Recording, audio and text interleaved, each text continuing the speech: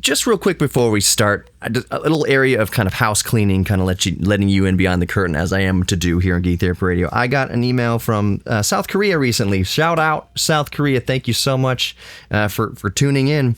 But he mentioned that he gets like local Texas ads in South Korea. I just want to address, I don't control the ads that go on to Geek Therapy Radio. It is a point of contention with me, actually, that so many freaking ads are put onto my radio show that not just because I don't see a dime of it, but because I don't have any control over what y'all hear. So I don't approve of the ads that go on the show. I certainly don't necessarily endorse any of the ads that you hear on this show.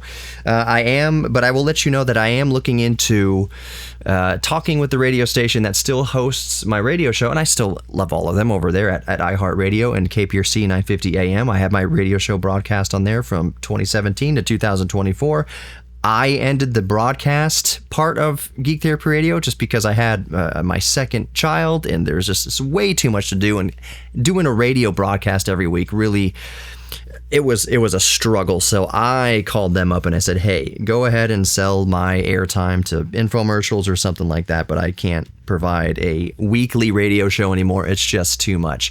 But they happily agreed to continue to host the back end of the podcast. So that's why you still hear all the ads, even though I don't have any control over them.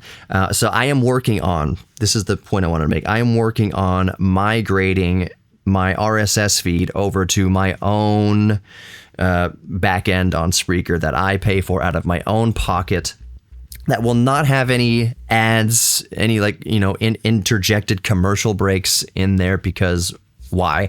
And if I do get sponsored, if there are sponsors for Geek Therapy Radio, I will read those spots within the content. So I am working on migrating my RSS feed over to my own personal account. I have to make sure that's all legit and above board with iHeart, but I am working on that. I don't foresee any bumps because I still have a great relationship with them. So I'm working on migrating the podcast over to my own back end, where you don't hear any of those ads. That said, what I'm concerned with is confusion. What I'm concerned with is you being already subscribed to Geek Therapy Radio podcast and me migrating it over to my own personal account, and there being some sort of flub in unavailability. Like you try to download latest episode, or you try to go play a past episode and it says podcast not available. I hope that the switch is seamless and that on your end it is seamless and you don't even notice anything other than, hey, there's no more ads on all my podcasts. But we'll see how it goes. The question would arise then is, would I start this from scratch? How many would come over to the new Geek Therapy Radio podcast if I have to start the back end from scratch? If it disappears from your podcast app, are you even going to notice that it disappeared? And would most people have the wherewithal, or not the wherewithal, because you'll have the wherewithal, but would you have the intent to notice that Geek Therapy Radio was missing and then look it up again and then resubscribe to Geek Therapy Radio? I know a lot of my ride or dies would. I know I would get the emails. My email would not be changed. My email is not attached to iHeartMedia at all. My email is johnny@geektherapyradio.com. I did a lot of legwork and groundwork before I started the podcast, and as I went to kind of prepare for the day that I might have to migrate over to a different back end, so that I made sure to keep my email not attached to iHeart. I made sure to keep various other factors of Geek Therapy Radio kind of under my control should iHeart ever pull the plug. And again, I'm not bad-mouthing iHeart at all. It's just you don't know what the future holds. So hopefully the migration process will be easy. I see on the back end of Spreaker it says you can migrate podcast over from a different back end. So we'll see if that is painless, but that's in the works. I don't control the ads. I'm sorry for the ads that you hear on Geek Therapy Radio currently. Thank you for bearing with me. And with that, let's get into it. Welcome to the Geek Therapy Radio podcast. You've got your mental curator, Johnny Hemberger. I'm actually sitting in the studio right now, in the Geek Therapy Radio studios, which is just kind of the upstairs converted playroom. And when I say playroom and you're thinking, oh, you got a big house, you got a big giant playroom. No, it's like a 10 by 10 or like a 10 by 8 rectangle here at the top of the stairs, and there's 2 doors off of it. But anyways, I'm back behind the good mic.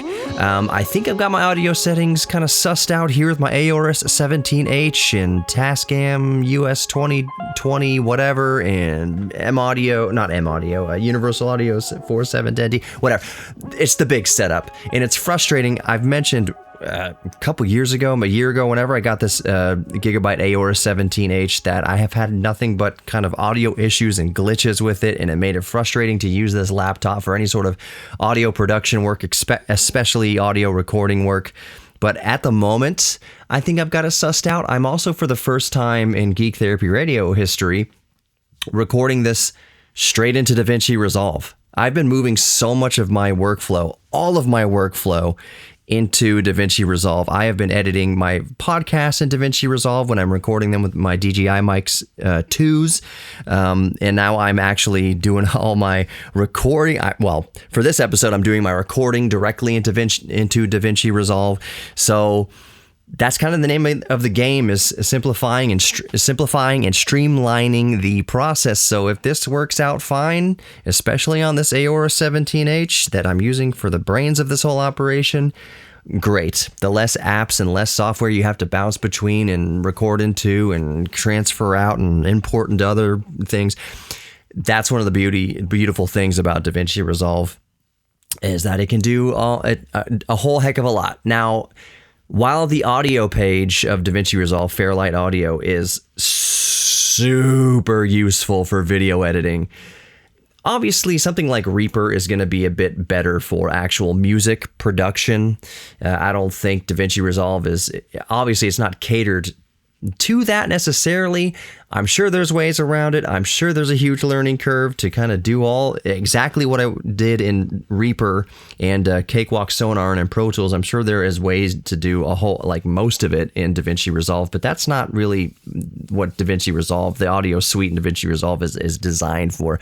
But the fact that I can just record straight in DaVinci Resolve and have great EQ and have great compression and have great even audio effects built in, and be able to do all my audio work for a podcast, at least in DaVinci Resolve, is pretty cool. For instance, I'm not going to have to use any noise reduction, theoretically, on this podcast because I'm in a controlled environment and I'm using my handy-dandy, trusty MXL V67G that I bought back in 2003 with kind of my last $100, and I've been using it for over 20 years since. It is my workhorse.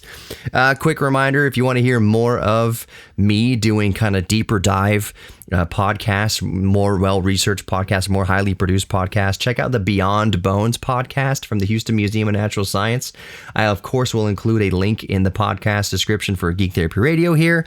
But if you want to search in your favorite podcast app, just search HMNS or Houston Museum of Natural Science Beyond Bones podcast and look for the purple color scheme. And that's how you know you've got me over there at the Houston Museum of Natural Science. All right, so I want to move directly into a couple subjects that I specifically wanted to bring up today. One that is fresh on my mind because I just watched it. I just got done watching Apple's new MacBook Pro announcement movie. You know, it's 15-20 minutes long, somewhere in that ballpark. And I'll just be honest with you, just to jump right into it, just to get right to the brass tacks, jump right into the deep end. The thumbnail and the intro of the video made me legit think that, this MacBook Pro is getting a touchscreen. No. The way that the hello was written out on as the thumbnail and as kind of the teaser, I was like, that looks like a touch input and someone drawing cursive with their finger hello onto a MacBook Pro screen. That's not what it is. It's not a touch screen. We're still waiting for the day, if it will ever come, if it ever needs to come, frankly, that the MacBook Pro gets a touch screen, that any Mac laptop gets a touch screen. Not the touchscreen. I thought we didn't get the touchscreen. I thought that by the thumbnail and the teaser that, this is the year we get the touchscreen. I'm not going to get into the pedantics of all the specs of the MacBook Pro. It's powered by the M4. You can get the M4 Max and the M4 Pro or vice versa. The takeaway from it in 24 hours of battery life, yes, it is more powerful than the M3 chip. But here's the actual takeaway from it. I've heard a lot of people kind of in the tech space complain about this or postulate about this or be concerned or puzzled by this. Why does Apple always compare their benchmarks and performance improvements to the M1 chip? You know, I've heard reviewers and different commentators in the tech space kind of say that it's deceptive to keep comparing to the M1 rather than comparing to the M3 because, for instance, M4 to M3 is not that big of a jump across the board. There are definitely improvements, but it sounds way more impressive to talk about the improvement in performance across all areas: neural engine, GPU, CPU, encoding, codecs, all sorts of things, and comparing that to the M1 rather than the M3 because it's more impressive to compare it to the M1 than it is to the M3. Now, why is that? Oh, that's deceptive. That's Apple being deceptive. Apple being Apple. So here's my takeaway. Another way to think about it. And perhaps I'm not alone in this. Perhaps other tech reviewers, tech commentators have mentioned this, but it kind of dawned on me. Back in 2020, when the first M1 came out, let's fast forward a year and say, the next year, whenever it was that they announced the M2, I said the best thing about the Apple M2 is that now you can get refurbished M1 models for much cheaper. That still holds true even all the way into M4. The reason why, in my opinion, in my estimation, why Apple keeps comparing the performance of M4 to the M1 is because a lot of us still have M1s, and a lot of people are still buying used or refurbished M1 chips. The same thing for M2, M3, M4. The best thing about M2, M3, and now M4 is that you can get an M1 MacBook Pro or MacBook Air all the cheaper. And there are still people buying refurbished M1 laptops because they are so good. There are still people that have held on to their M1 MacBooks Airs and MacBook Pros, me included, because the M1 is so good. And now you can get it at a huge cost savings. I remember that I had at the time, 13.3-inch MacBook Pro. Loved it. M1 chip, all that. After M2, maybe it was into M3, I said, I'm going to upgrade my MacBook Pro 13-inch M1, but I'm not going to upgrade to M2. I'm not going to update to M3. I'm just going to update to a 16-inch MacBook Pro, M1 MacBook Pro with the M1 Pro chip. I think it's the M1 Pro chip in there. And I have not looked back. It has been a fantastic laptop that you got for something like $1,000 cheaper than launch. I have no regrets. I use my 16-inch M1 MacBook Pro nearly every day. It is the laptop that I slide into my rolling case when I go to the museum, when I go to work, when I go anywhere to do anything. The laptop that I take with me is that M1 MacBook Pro 16-inch. So, getting back to my thought, the reason why Apple keeps comparing, the M4 now to the M1 is because so many people are holding on to their M1 MacBook Pros and their M1 MacBook Airs. So you're trying to convince your own customer base to upgrade, to get rid of your M1 and move over to M4, when a lot of us are still kind of, M1's great. I'm still doing everything I need to do with my M1 chip. Video editing is great. Photo editing is great. The battery life is still great for the M1 chip. It's just great. You can argue this. If you're an Apple person, if you do way more intensive work than I do, than video editing, say, it could be something to be said for going from M1 to M4. But for most people, for the workloads of the masses, there isn't yet a big enough incentive to go from M1 to finally ditch your M1 and spend or $2,000 extra or whatever it's going to be. I think the new M Pro start out under $2,000. I think they start at like $1,600 or $1,700. Don't quote me on that, but they start out under $2,000. M4 MacBook Pros start under $2,000.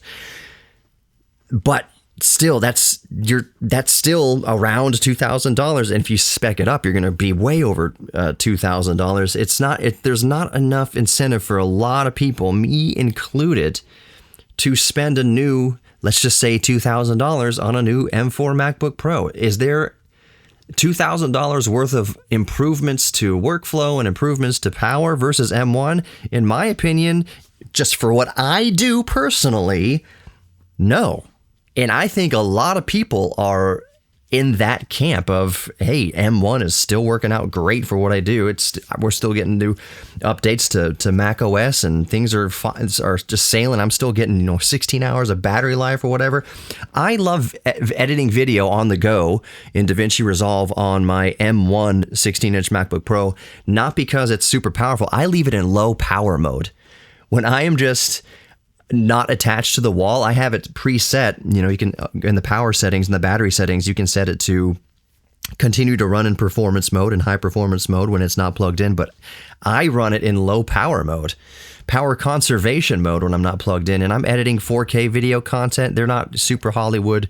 I don't have, 70 tracks loaded into DaVinci Resolve. It's usually, probably maybe 10 tracks max. Usually it's between like 4 and 6 tracks that I'm editing 4K, and I'm converting to ProRes and caching it and doing all that kind of stuff. I leave it in low power mode because it's just fine and dandy in low power mode, and I can edit all day. My body gives out before the battery gives out when I'm editing 4K content on my M1 MacBook Pro 16-inch. And therein lies the rub. I have no reason, no incentive, no desire to upgrade from M1 to M4. Apple knows that. Apple knows that. I'm not alone. There's probably somebody listening to this podcast that is in the same camp. They've still got their M1 MacBook Air, and they're like, dang, this thing still crushes. So it's kind of convincing your existing customer base to upgrade, where a lot of people haven't probably upgraded enough. And you can speculate, you can call me out on that, saying, Johnny, I don't think that's the case. But then why four generations into M1 chips are they still comparing to M1? When M5 comes out, I would not be surprised if they're still comparing. Oh, it's up to 2 times faster video encoding than M1 chips, because still by the 5th generation of M chip, people are still holding on to their M1s. They still mention it. Apple still compares to the M1. It's not me just being a conspiracy theorist. Apple still compares their own products to M1. M1, that shift to ARM-based processing, M1, and again in 2020, I said this, watch.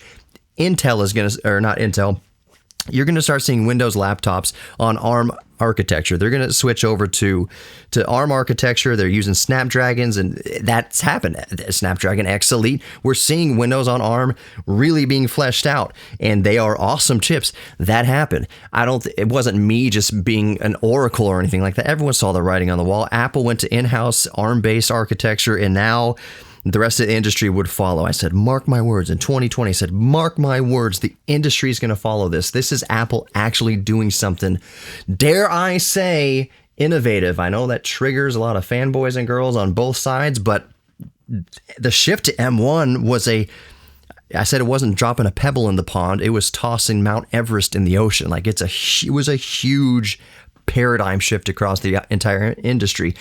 And Apple's M1 silicon was so good, and I was like, this is going to be great for years to come. I said, this M1 is going to be good for probably 10 years.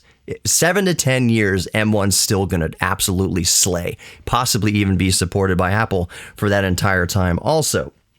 And it's true. Obviously, we're on M4. Apple keeps comparing M4 to M1 in their own copy. So, yeah. The best thing about M4 is that now you're going to be able to get M1 laptops all the cheaper. Now, there are other areas of improvement if that maybe you really need. Maybe you really need 1,000 nits of SDR screen brightness. Maybe you really do need 16 nits of peak HDR content. Maybe I do like that there's going to be an option for a more matte screen gloss instead of just having a glassy screen, super reflective and basically unusable outside. That now you're going to have a more less reflective display option available. That's really cool. There are kind of these quality of life improvements, obviously, between the generations that might be important to a lot of people. But to most people, I would argue, M1 based MacBook Pros and MacBook Airs still check that box. I've been thinking and noodling actually with the idea of like, you know what? I miss my 13-inch MacBook Pro.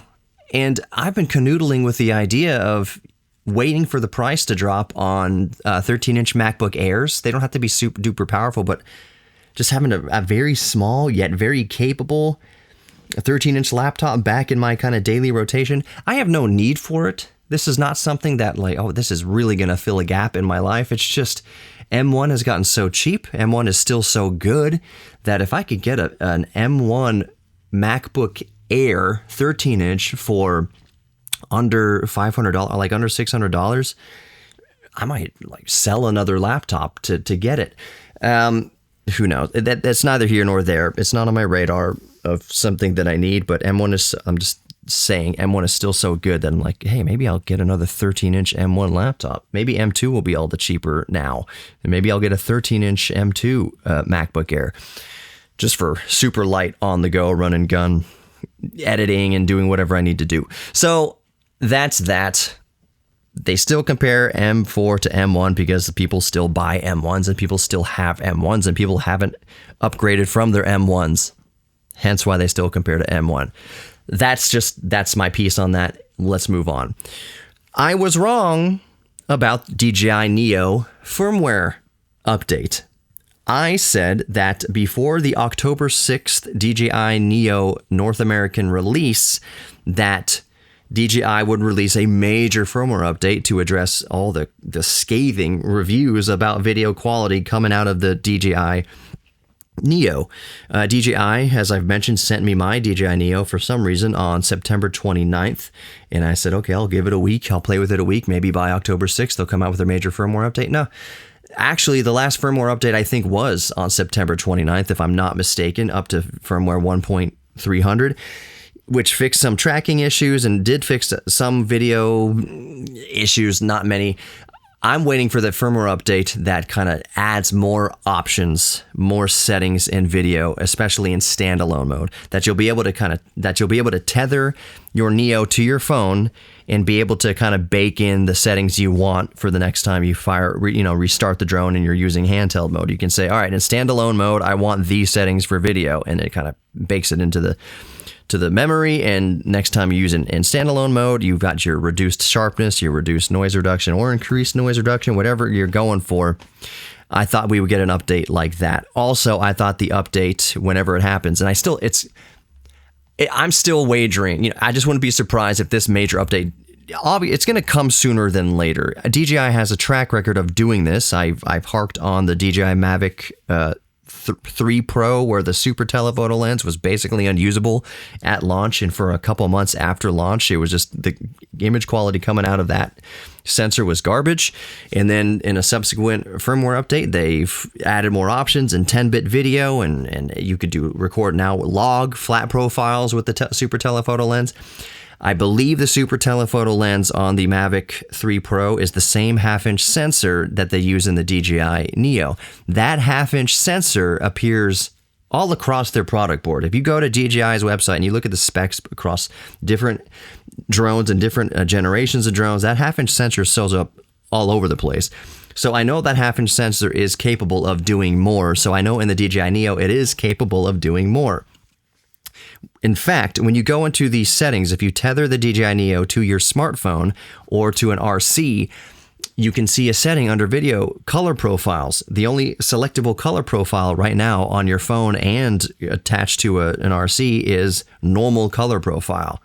So an update's coming. I bet we're going to at least get a flat color profile with the DJI Neo for when you're using it with your phone or you're tethered to an RC.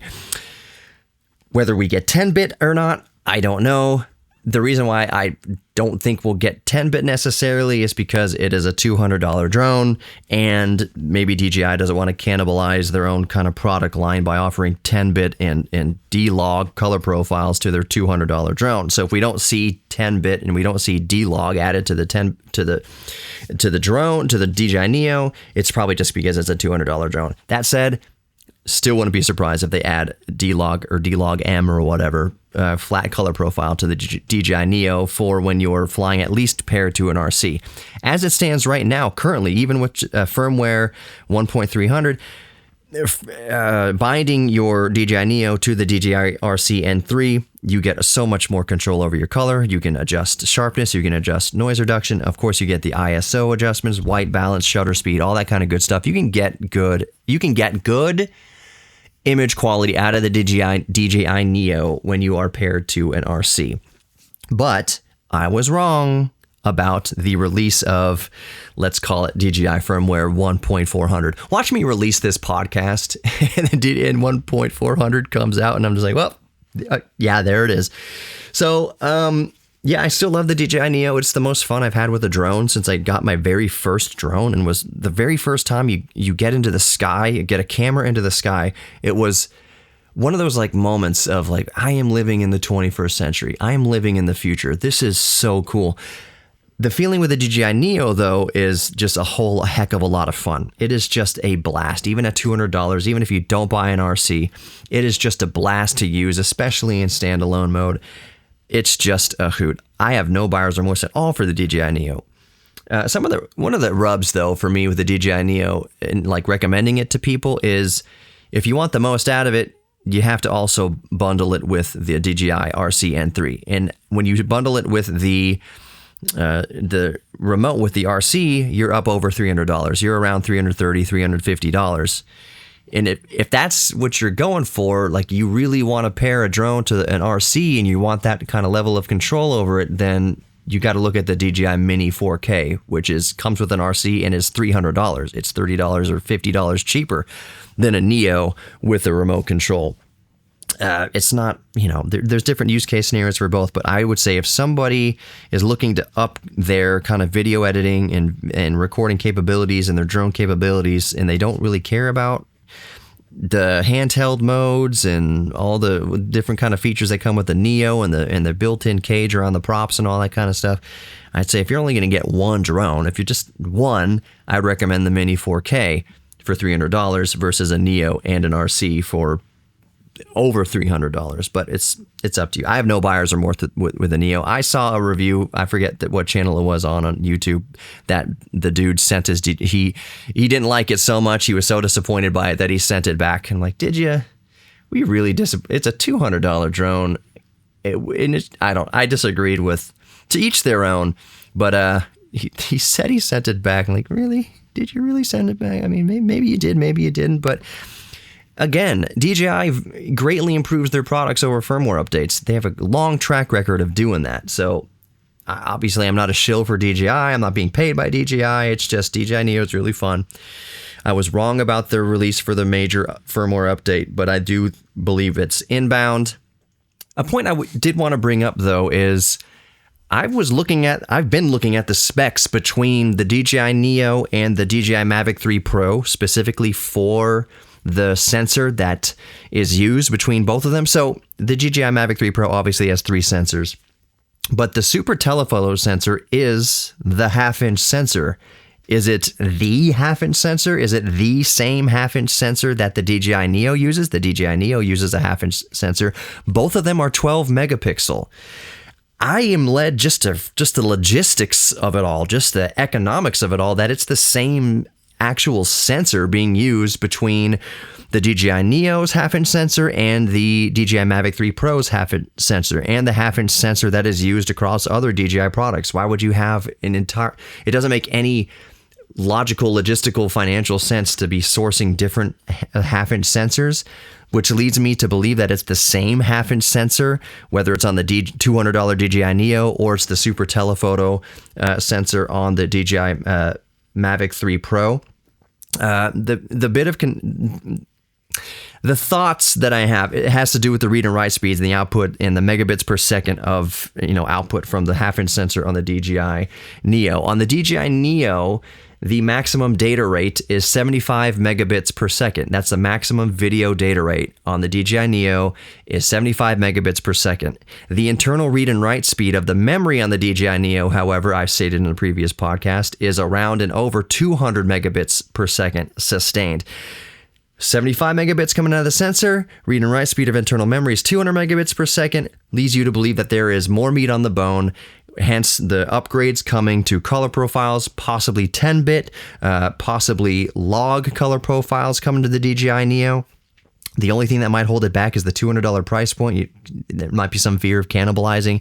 That being said, DJI has added a lot more capabilities to that half-inch sensor when used in the Mavic 3 Pro and used in other drones.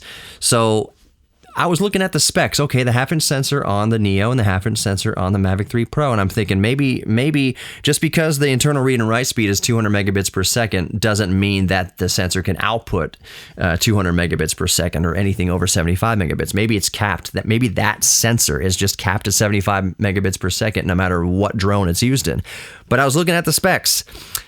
75 megabits per second cap current on the DJI Neo, but you look at the same exact sensor on the Mavic 3 Pro, and it is, I'm looking at the specs right now in front of me as I'm recording here since I'm in the studio, same 12 megapixel sensor, but at a data rate of the tele camera, the half-inch sensor can do a data rate, ProRes 422 HQ at a data rate of 1,768 megabits per second. So, if it's the exact same sensor, then theoretically it can do up to 780 whatever megabits per second, or certainly 120 megabits per second, maybe even 150 megabits per second. So all lends more to my theory of there's a big firmware update incoming that possibly includes massive upgrades to the video settings and codecs and things that you can use in color profiles for the Neo. But yeah, I'll leave my piece there. So, talked about Apple, talked about DJI Neo updates, and I'm using the good microphone. Hopefully there's no audio anomalies, no pops and clicks. Hopefully there's not too many, because I really don't want to go back and re-record this. Anyways, thank you so much for listening to Geek Therapy Radio. You are worthy of love. You're worthy of giving love, receiving love, and you're worthy of your own self-respect. Check out the Beyond Bones podcast from the Houston Museum of Natural Science. Look for the purple color scheme there. I will, of course, include a link to it below, probably to Spotify or Apple or both, or maybe just to the landing page on the museum website. But at any rate, thank you all so much for listening. Talk to you next time.